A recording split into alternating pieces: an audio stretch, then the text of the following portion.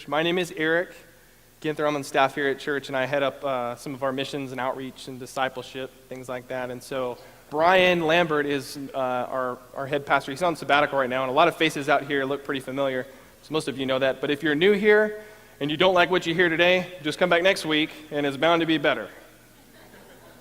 Okay.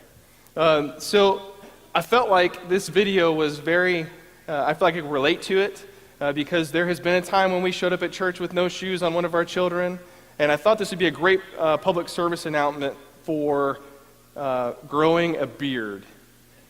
Because anyone who tries to shave on the way to church in the car, this is bound to happen at some time or another. And so for those of you who are beardless this morning, we'll pray for you. We'll pray for you. I want to introduce the title of the message this morning. As I was slurping the milk down in my cereal bowl this morning, I was really anxious as to this title that I came up during the early part of this week. It's called Disappointed in Jesus. Disappointed in Jesus. And the reason I was anxious because this is a topic that we don't hit on a lot. We don't talk about it very often because it's this is rough ground to get into. This isn't a super exciting message, although it will be encouraging. But it's a topic that we need to address because there's a lot of us that are in this scenario right now. And what I'm talking about is unmet expectations. It's unanswered prayers. It's a time when we get into a spot and we feel like Jesus is not coming through. And so this morning I want to start out with an exercise because I really feel like it's the only way that we'll be able to absorb this message the correct way. And so everybody has to do it or it won't take effect. And so everybody take your right hand. I want you to place it right by your face here. I want you just to remove your church mask. You know what? You're going to need to put your church mask back on. So now we have our church mask off. We can be honest. We can be raw. And we can be just completely open about this topic. Okay? For the next 30 minutes, I want to dive into this subject of being disappointed in Jesus. Now, 3 common lies that you hear in church every single Sunday are, I'll pray for you, I love you, and I'm doing just great. So how many of you use those this morning out of context? Yeah, I can raise my hand as well. We do it every Sunday. We come in, it was a horrible week, and how are you doing, Brother Eric? I'm doing just great. You know, we use these all the time. And so right now, let's be completely honest, let's be raw, and let's be open, and let's see what the Word of God has to say to us this morning. So how do we wrestle with a God that sometimes just does not live up to our expectations? I'll give you a little bit of background about me. My wife and I were from Fort Worth. And so a few years ago when we were living in Fort Worth, we were serving in a church called Cornerstone Baptist Church in Fort Worth. And we were leading a music ministry there. I was playing in our worship team. We were leading a children's ministry as well. We were teaching in those classes. We led a small group in our home. We were very active. We loved being there. And then one day, God tapped me on the shoulder and said, Eric, I need you to go to Indiana. And I didn't like that voice because that meant change, and that meant relocation, and it meant cold. And so we obeyed that voice. It was in the will of God. We packed up, we took the children, and we moved 1,000 miles north to Indiana. There was a church there that was looking for an assistant pastor, and so I took the position there to introduce change. And so the church that was there, the pastor had been preparing a foundation for change for the past few years before we arrived. And so when we got there, we were the culmination and the apex point of this change that was to come. And so we brought a contemporary worship. We created a youth group that was non-existent, and we started to see real change and real life change, real growth in the people of Maryville, Indiana. Probably 9 months into this journey, I had a meeting with the pastor. Now, the congregation that was there, they were not as excited as we were about the change that was taking place because it meant that Sunday school had to take place in a different room at a different time. And some other things were taking place that were just uncomfortable in general. And so they wanted to take the title that I had away, and they wanted to reduce my responsibilities, and they basically wanted things to go back to the way they were. They wanted to go back to having service at a specific time and meeting in this Sunday school classroom and doing things this way. And so here I was, right in the middle of God's will, and my destiny had not taken me to the destination that I thought I was supposed to be in. I was not living this American dream of ministry that I had put this picture out of. This box that I was in was scary. This was probably one of the most scariest times in my entire life. There was no fallback plan. There was no plan B. When we moved, there was only plan A. And that plan A took us 1,000 miles away from where we were.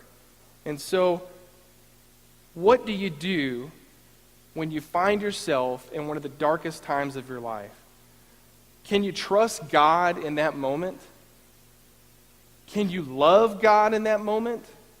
Can you even worship God in that moment? What do you do when God's will leads you to a place of despair? This morning, I want to talk about the story of Lazarus. And so if you're going to open to John chapter 11, we're going to start there. And I want to look at verses 23 through 25. And Jesus said to her, "Your brother will rise again." Martha said to him, "I know that he will rise again in the resurrection on the last day." And Jesus said to her, "I am the resurrection and the life. Whoever believes in me, though he die, yet shall he live." In this verse, in these verses here, Martha's brother is dead. And for most of us, that is the last word. There's nothing after that. Once death has taken place, the nurses can leave, the doctors can go back to their office, the medicines can be taken off. It's done. Once death has come, that's the end of the line.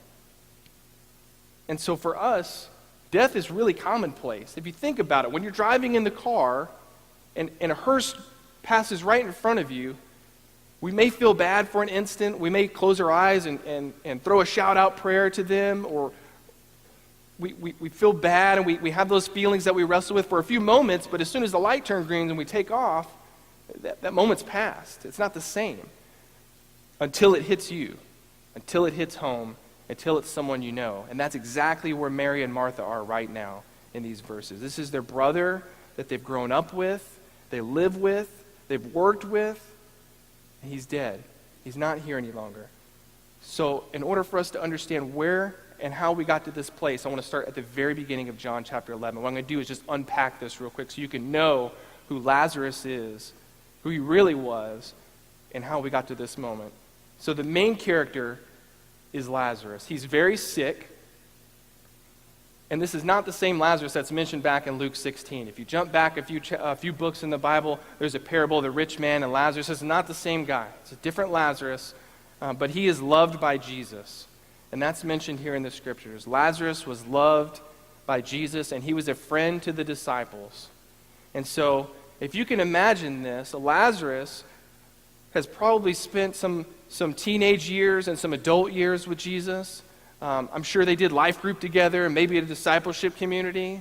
They went and played baseball together, and Jesus hit a home run every time. Like, these guys were good friends. They loved each other.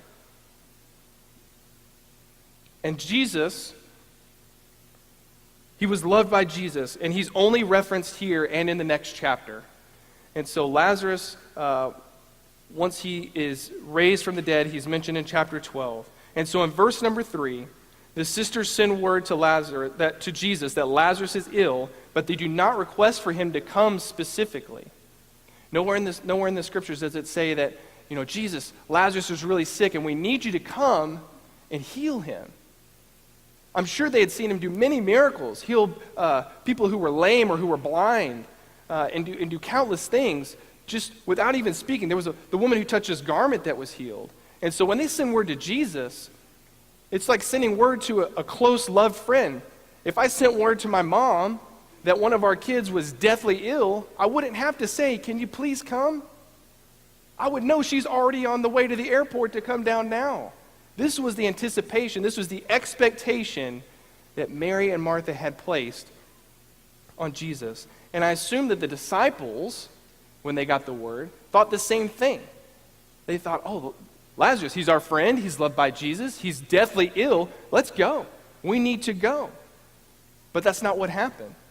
In verse number 4 it says, But when Jesus heard it, he said, "This illness does not lead to death. It is for the glory of God, so that the Son of Man may be glorified through it." If you have a pen, underline "glory of God," because this sentence right here in this chapter is the thesis statement for everything that is to come. You can take this verse and apply it right now, right here, today. Everything that goes on in our life, it is for the glory of God. That is the purpose for everything that happens today, tomorrow, and next week. This is what it's all about. And so the glory of God is the purpose for everything to come. And God has a plan and a purpose. Sometimes our circumstances, we wind up in a place, they don't add up. They don't make sense. Why are we here? I'm a Christian. Why would God put me in this predicament or this situation that seems impossible? Does he even care? Why me? And I wonder how many times the sisters said to each other, "Man, if Jesus would just show up, Lazarus he'd be healed. He could go back to work. He could eat with us. He could do these things that he used to do all the time and can't do anymore. If Jesus would just show up, this problem would be solved." And to complicate things even further, Jesus stayed 2 more days. He didn't take off immediately. He didn't pack the bags and yell to the disciples to start the car and take off and go to Bethany. He waited 2 more days to take off and go see Lazarus, who was on his deathbed. This confused everybody. And if you read through the scriptures and you read through Jesus and his words and his life, you'll see that everything Jesus does, most of the time, is confusing. Jesus is very rarely just straightforward with people. It's always through a cryptic message or a parable or some kind of weird saying that the disciples can't wrap their head around. And so this is not really out of character for Jesus. So he waits 2 days and then departs for Bethany.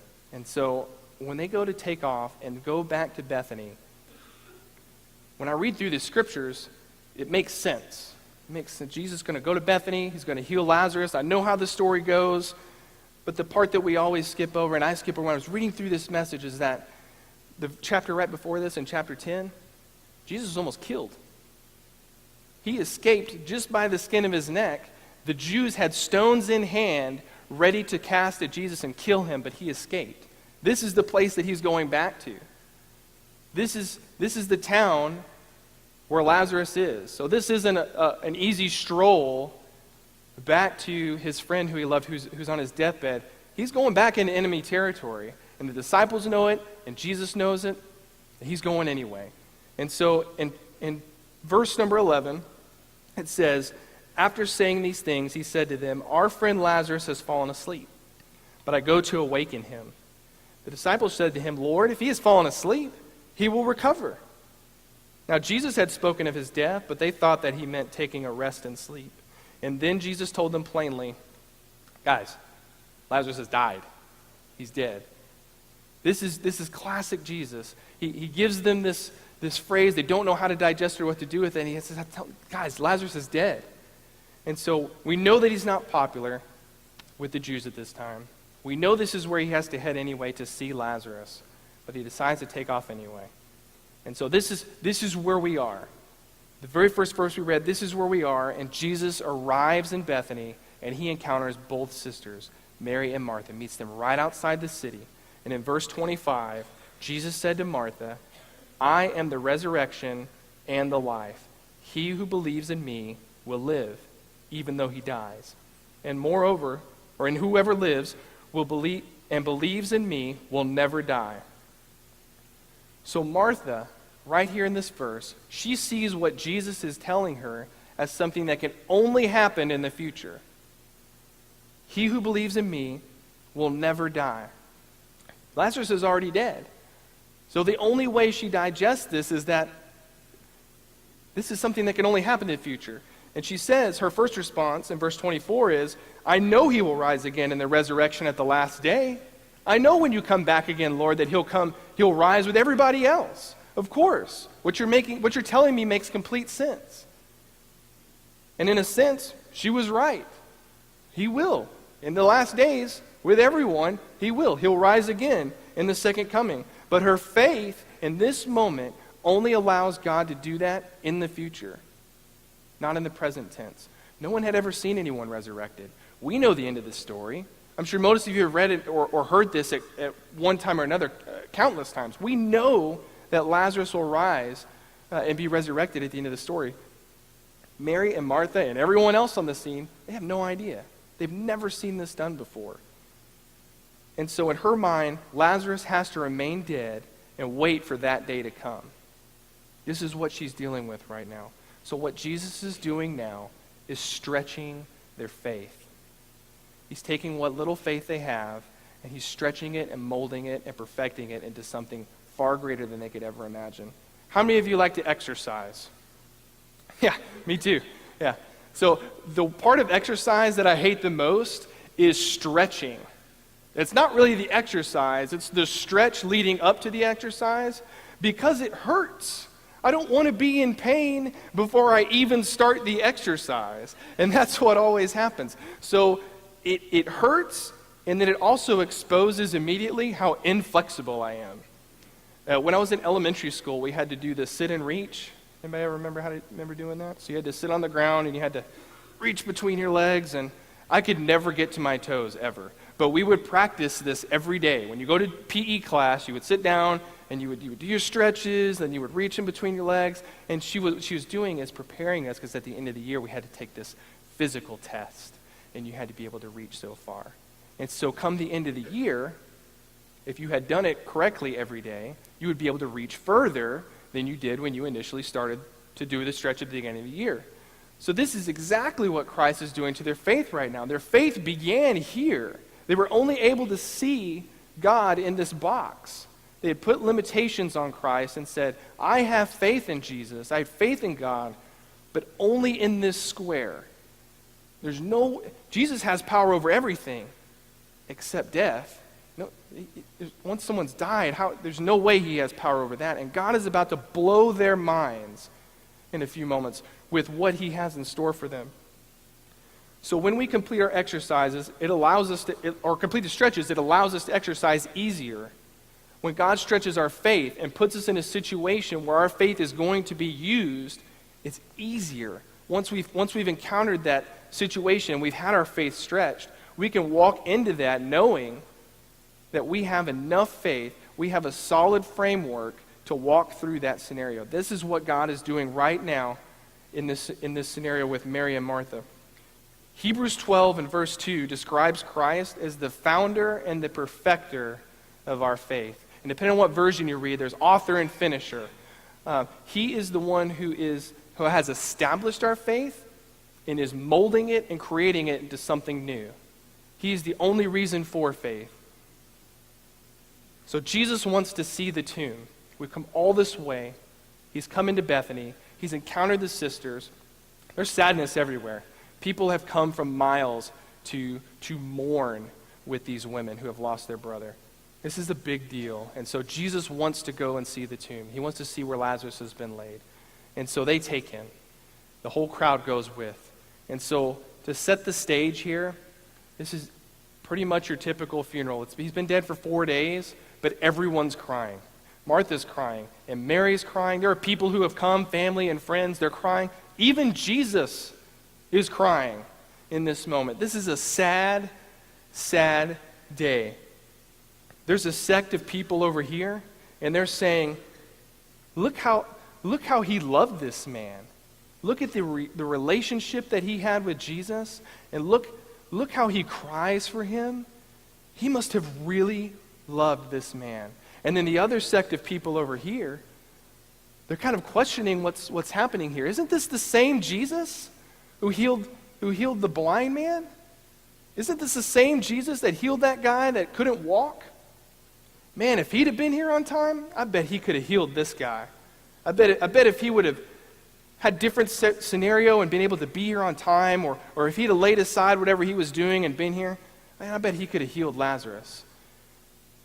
And so Jesus asked for the unthinkable. And in this verse, he asked for the stone to be rolled away. And when I read this passage over initially, I skipped right over that part. And maybe you did too. But let me explain to you the significance of what is about to happen. Jesus has asked for a tomb of a man who's been buried for 4 days to be opened. Can you put that in present tense? Think of how much red tape and bureaucracy is involved in exhuming a dead body. There's a lot. You can't just go and dig up someone's body out of the ground. This is a huge deal. Jesus is asking, I'd like for you to open this tomb, please. I know this is sad. I know he's been dead for 4 days, but let's go ahead and open the tomb and see what's inside. And not only Lazarus is in there, there's many bodies in there. Who knows how many people, maybe someone just got buried in there after Lazarus, so there's someone even more fresh than he is in this tomb. And when they roll this stone away, Mary notes that it's going to stink. This is going to smell really, really bad when we open this up. And in the Jewish culture, to touch something that was dead was considered defiling. And so I was thinking, who was going to raise their hand and be the one to roll this stone away? No one signs up for that. And so Jesus asked, open this stone. He creates this awkward scenario. This is I call it classic Jesus. This is classic Jesus. He's creating a weird, awkward scenario, and he's about to blow everyone's mind. No one is prepared for what's about to happen. And so Jesus prayed outside the tomb. We're all the way down to verse 41. So they took away the stone, and Jesus looked up and said, Father, I thank you that you have heard me. I knew that you always hear me. But I said this for the benefit of the people standing here, that they may believe that you sent me. Jesus comes to us in the present tense to address a present need. He can bring life to the dead right there and then. He can bring hope in a hopeless situation immediately. And he can bring joy to mourning instantly.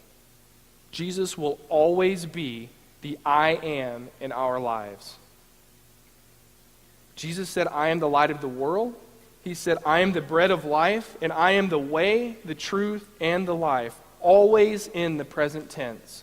Jesus never said, I used to be, or I'm going to be. Jesus says, I am, every time. And in times of darkness, he says that he is your light. And in times of need, he is your bread of life. And in times of weakness, he is your vine. And when you are lost, he is your way. When you are confused, he is your truth. And if for some reason you feel that he is not doing what we expect him to, it is because he has not chosen to. It's that simple. Isaiah 55:8, we use this verse a lot, but right here is so completely applicable. It says, his ways are not our ways, but it doesn't stop.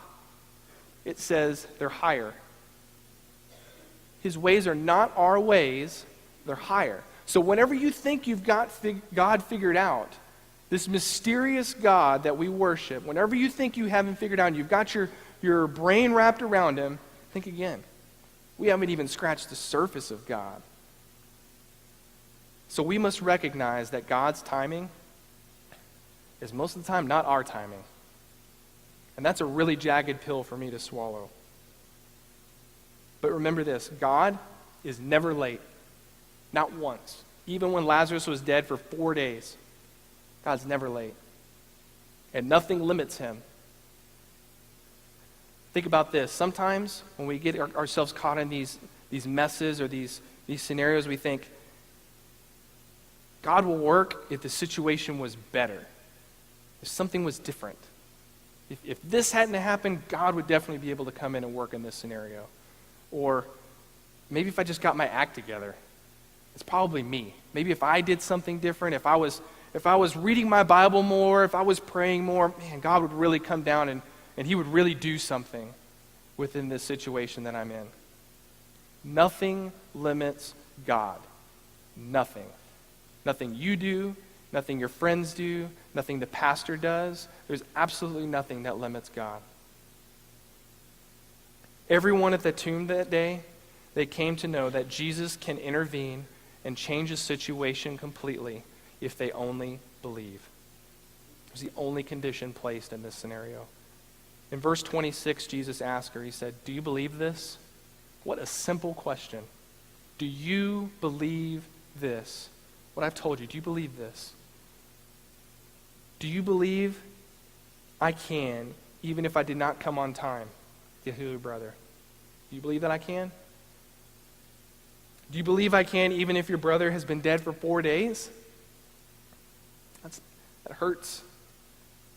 Do you believe I can turn your mourning into joy? Martha, do you believe I am resurrection and life? Do you believe this? Earlier this week, Adam and I were talking in the office one day. We were doing real ministry work, and we were talking about the word believe. You ever thought about the word believe? Probably not. But this is what we do in ministry. We talk about weird words like this. So we talked about the word believe and what its connotations were and the meaning of it and how we can accurately use it in situations. And so it's such an odd word. It's abstract, it's unseen, and it's actionless. But it's the key to opening life and death, light and darkness, hope and despair, and experiencing joy and sorrow. This word believe. We use it all the time. And the key to unlocking all of these is faith. An even crazier word that we use all the time. I love the definition for faith in Hebrews chapter 11. I think it's probably the most accurate description of what faith is. And it's the substance of things hoped for, evidence of things not seen. It's what the Bible describes faith as. But I found a great quote by George Mueller, and he says, faith does not operate in the realm of the possible. There is no glory for God in that which is humanly possible. Faith begins where man's power ends. That is really hard to put my mind around. To know that putting my faith in something, going through a scenario and coming out in the end, sometimes this scenario, when faith is involved, will only make sense in reverse.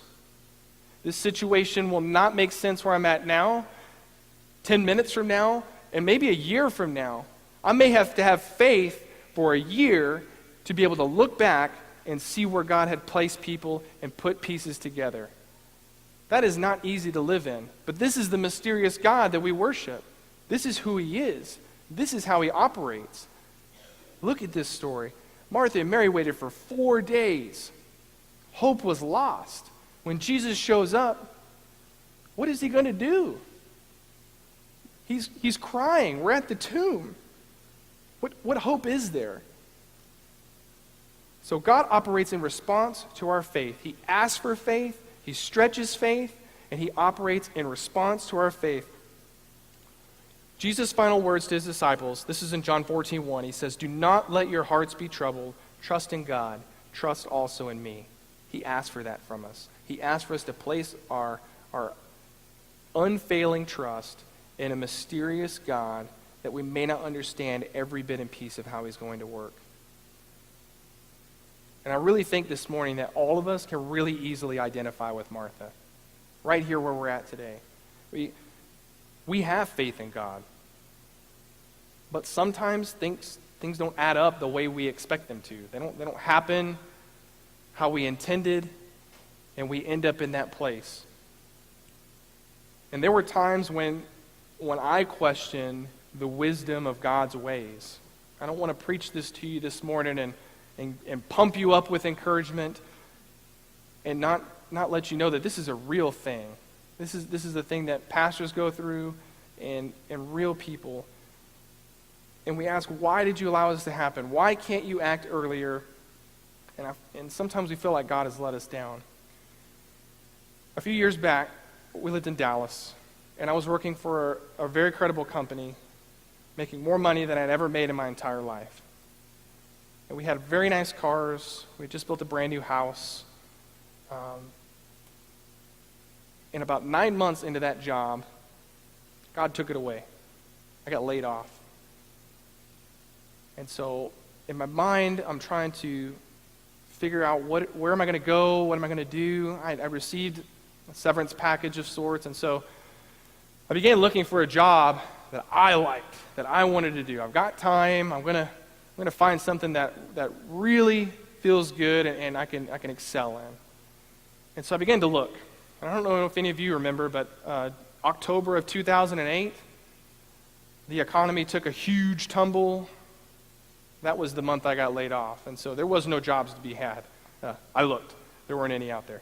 And so, as luck would have it, a girl that I used to go to school with and go to church with as a child pulled my application. And Amanda and I went to go work for a company called U-Haul. And we co-managed a property, and we were making the least amount of money we had ever made in our entire life. And it was in this moment that it was so easy for me to look at God and say, well, what are you doing? Why me? Why would you take me from here to here? How are we going to pay off debt? How are we going to afford these vehicles? How are we going to afford to pay for a house that we don't even live in anymore? We were living on site at the storage facility. And so what God did was he took that mortgage payment away. We sold the house. God took those car payments away. We didn't have to deal with those anymore. We paid all of our credit card debt off. We ended up in a much better place than we ever thought we would be because of that. It doesn't make any sense. When you tell people that story, it doesn't make sense. How do you do this? How do you go from making more money than you ever had to making the least money that you ever had, and it comes out okay? That story doesn't make sense. Only through God. Only through God did it make sense. I ran into our pastor at church one morning, and I was explaining to him what was going on, and I really needed a life coach at this point. I really had no idea what to do or where to go. I was trying to become a police officer. That's what I really wanted to do. I wanted to carry a gun and ride a motorcycle. Who's with me? Amen. Okay. So this was Eric Ginther's life goal for many years, was to be a police officer. God shut those doors. Every single one of them he shut it. It was frustrating and it hurt because this is really what I wanted to do. God would not let that happen. And so when I was talking to the pastor, he asked me what I wanted to do, and I explained that to him. And he said, well, either way you do it, you've got to go back to school. So I went back to school, and that's really when God started to tap me on the shoulder and say, hey, Eric, remember when I called you into the ministry? I know you were at youth camp. You probably wrote it off as not a big deal because you were young, and I was young. And I just kind of set it on the back burner because that God doesn't call people who are this young into the ministry. He just doesn't do that. But it was real. And so I continued my education, followed God's call into the ministry. There's a longer story that leads us up to where we are today. But God used a circumstance that I didn't expect to bring me to a place where he wanted me. And we had to surrender to that. We could have done our own thing. We could have kept looking for a job. We could have found another route and tried to work our own way into it. But God had a plan, and he had a purpose, and it was for the glory of God. God does not always respond in the way we expect. Sometimes we are caught up in our own way, in our own time. We feel like God should react within the next 5 minutes, or God should do something before the end of this week, and we put these time limits on God. And these expectations, they cause us to misread his good intention. God has only good intentions for us. He wants us to live this life and live it more abundantly. That's his plan. But we place these expectations on God that don't make any sense. And the best example I could think of was my wife. She has a specific way that she does dishes. Man, if your wife does this, I'm just going to lift you up in prayer right now. Because my wife loads the dishwasher in a specific way every time. And that's the expectation. That's the bar that's been set. And so when I come in and load the dishwasher, and I throw them in there, and I shut the door, I'm not kidding, she comes right behind me and she redoes the dishwasher. And it causes strife. She has these expectations for me for doing things that, well, let's be honest, they're just not real expectations. And she places them there, and it creates quarrel. And we don't fight. We have intense moments of fellowship. So after we set unrealistic expectations, we have an intense moment of fellowship. And then we do the same thing with God. Think about this. Our wrong expectations causes us to misunderstand him. And we get mad. God, this is the expectation I had for you, God. Where were you? Almighty God, what happened? This is where we were supposed to be. This is the goal, and this is where we ended up. What went wrong? And today, we're just like Martha because we believe that Jesus is God. We know that. And he's alive, and he's with us today. But that isn't really what we need to believe. That's not what he's asking us to believe here. Jesus wants us to believe that he can do something to our situation. It is one thing to know that Jesus is God, and it's quite another to trust him in the midst of a difficult situation. Can we believe that he will make a way when there seems to be no way? Can we believe that he can work wonders and bring hope in a hopeless situation? To know with our mind is one thing, but to trust God in our heart with a deep conviction under harsh circumstances is a completely different thing altogether. God wants us to trust him in the thick of things, not just when it's easy. He wants our faith and our trust all the time, in every little thing that we do. And so we all know the end of this story. Jesus proved his words. Martha saw what she heard a while ago. She saw resurrection and life. She did not see it coming, but Jesus brought her hope and joy despite the difficult situation. And God's plan was good, although she didn't feel that way a while ago. A while ago, Lazarus was dead, and there was mourning, and there was sorrow, but now there's not. So I have a question. Is it possible that God's love sometimes doesn't feel like love? I love my children. But when I discipline my children, or when I correct them, or when I apply love to them, sometimes it doesn't feel like love. Sometimes they don't have that same loving reaction back to me. And so, is it possible that sometimes God's love doesn't feel like love? The end result is that God has something so much better planned. Through this encounter, God revealed his glory, and many who visited that day were saved. That's verse 45. There was relatives and friends and family members that were there, and some of them received Christ that day because of what they saw. And in verse 45 it says, many of the Jews, therefore, who had come with Mary and had seen what he did, believed in him. More were ultimately blessed on this day because of one person's misfortune. I'm sure Lazarus would probably have a different take on it because he was the one who had to experience all of this. And think how much his faith was stretched. To be on your deathbed and waiting for Christ to come, and he never shows, and he died. We don't know what happened to Lazarus in those 4 days when he was dead. But when he walks out of the grave with grave clothes still on, you got to believe that his faith was stretched further than anyone's has ever been stretched in the Bible. He was dead, and now he's not. God did a crazy work. God did an amazing work in one man. Think of the story that he told. Anybody seen the movie Heaven is for Real or read the book? This guy was the walking proof of that. He was dead, and now he's alive, and he's telling the story. So this situation, this trust in God, this will always be true in our lives, because in all things, God works for the good of those who love him and who have been called according to his purpose. All of the power to resurrect, to bring back life to the dead, and to transform and make new are in the hands of Christ. Jesus' last words to his disciples in Matthew 28, 18 and 19 was, all authority in heaven and on earth has been given to me. Therefore, go and make disciples of all nations. What more do we need? Christ has all of the authority here, in heaven, everywhere. He's in charge of it all. We don't have control over any of this. Jesus says, I am the resurrection and the life. And there's only one condition to receiving this promise, and that's that you believe. That's it. It's the only condition. It's that simple. So in closing, believe he is the one who gives life to what you see as dead.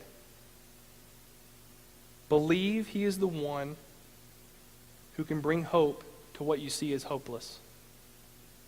And believe he is the one who gives eternal life so you will never die. I don't know where you're at this morning. Some of you may be Christians and it maybe have been for years. Some of you, this may be your first time ever to walk into church. And so let me roll the tape back real quick. Do you remember when he said, this sickness will not end in death? He wasn't just talking to Lazarus. Because right after that, he says, he who believes in me will live, even though he dies. And whoever lives and believes in me will never die. When he said whoever, he wasn't just talking to Lazarus or the people there. When he said whoever, he meant whoever. That includes us here today, right here and now. And so if this is a decision that you haven't made yet, to believe, that's the only requirement, is to believe. And so this morning, maybe you're in a difficult trial. I don't know what it is. Maybe it's money, relationships. I don't know. But we took our church mask off right when we started, remember? So we're honest right now. And we're open. And we're going to be honest with God. So the response time this morning, I'll have a prayer team come and stand up here. They'll be here to pray with you, to listen to you. I don't know what you're going through right now, but if you're in a difficult trial, if you're in harsh circumstances right now, maybe you need to come and talk with God. Maybe you need to come and tell God, I'm disappointed in you, but I'm going to worship you anyway. Maybe that's the decision you have to make today, is to be honest. And I can't guarantee that there's going to be this emotional breakthrough. I can't guarantee that you're going to have this feeling when you express to God disappointment. There may be nothing. You may feel nothing. And that's okay. I can guarantee you, though, that he's listening. And he already knows. So whatever it is you're dealing with this morning, just come and lay it at him. Come and lay it at his feet. Let's stand together.